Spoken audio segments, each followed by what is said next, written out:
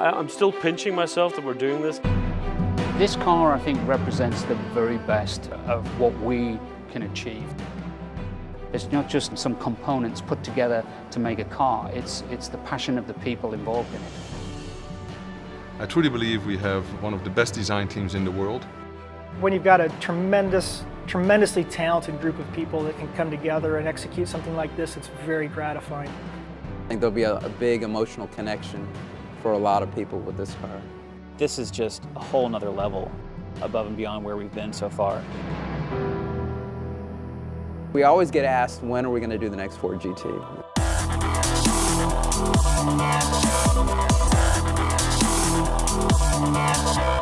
When we were looking at 2016, which is the 50th anniversary of us winning the 24 Hours Le Mans, in fact coming in 1, 2, 3, we really felt it's the 50th anniversary. We have to do something. We wanted to create a modern supercar, but we wanted to still hark back in some way to the heritage of Ford Motor Company and the GT. This car is so special to so many different people, and it has such an important legacy that we just couldn't resist doing another version. When we analyzed the original GT40, there was some very, very strong key elements that we felt were intrinsic to make sure that when people see this car, it's very obvious what it is. We really have to honor the history of the car, so it's not a place to mess around with history and get too creative. The car floored me. It's really something else. It has the Ford GT heritage. You can see it instantly in the front, but as you travel along the sightlines of the car, it's really from another planet. This car is very forward-looking. It's very futuristic. It harkens back to the real iconic details of the original Ford GT, but it really is very much an artifact from the future. There's a water line that runs around the nose, just below the headlights. That water line has a negative cutback, and that was something that was always on the original GT40.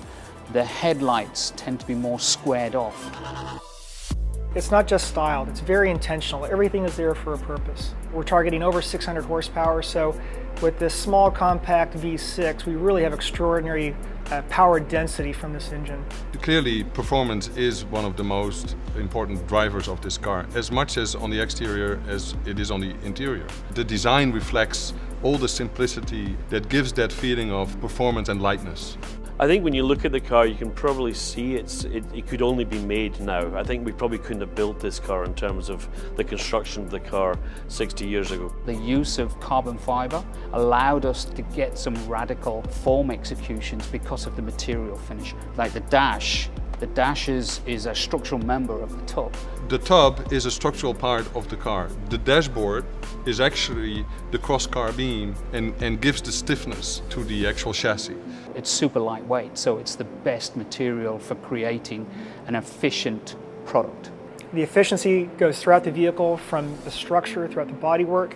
The EcoBoost twin-turbo V6 is the highest capacity EcoBoost we've produced. It's pure in its essence. Its primary function is to be a performance car, to go fast. So what you see is a very, very simple interior, but actually everything is readily available for the driver. This car is really pushing many boundaries as a GT car. It's pushing many boundaries as a sports car. And that's where simulation really comes into play. I think the whole concept of gaming is one of those things that is very important in making a connection to customers and creating that real sense of participation in the product and really driving the aspirational nature of the product. With the way video games have evolved and driving simulators have evolved, you get a much more true sense of what the ownership experience is about. You know, way back in the 70s, kids just had a poster on a wall, but it was enough. This beautiful image on the wall was enough to drive a passion.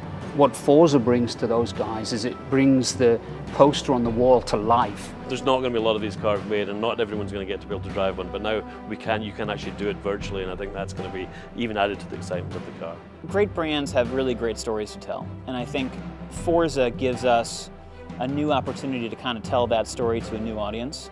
What a cool moment this is. 10 years of Forza anniversary, 50 years since the winning GT40 at Le Mans. The original Ford GT was one of those cars that made us all fall in love with cars to begin with. So to be a part of this and to create a new future legacy for the Ford GT and to continue that, it's extremely exciting. There's always something as an engineer that you know, I wish we had done this a little different, and that's the nature of an engineer. There's always something you're looking to improve, but right now there isn't a single line I'd change on it. I wanted this to be a beautiful piece of product design. People to look at this and say, yes, it's a great tool that does a purpose. Yes, I see the heritage, but my God, it's gorgeous too.